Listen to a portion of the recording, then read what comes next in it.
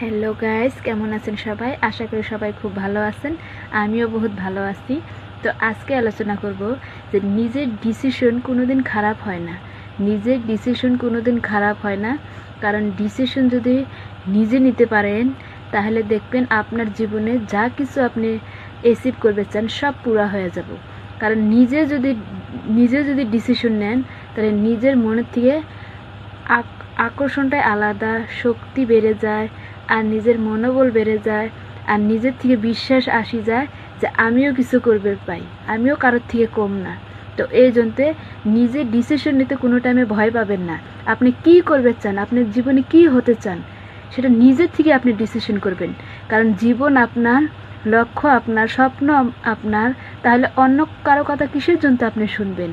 ওই কব তুই পারবি না, ওই কব তোমার দ্বারা হবো না, ওইটাই বিশ্বাস করে যদি থাকেন তাহলে জীবনে কিছু করবে পাবেন না।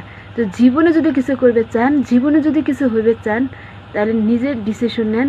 আর ডিসিশন নিতে কোনো টাইমে ভয় পাবেন না। আর স্বপ্ন যদি দেখেন তাহলে বড় স্বপ্ন দেখবেন, যাতে আপনিই পারবেন ওইটা পুরা করতে। তো thank you everyone, thank you. জয় বিএসএনএম, বাই বাই।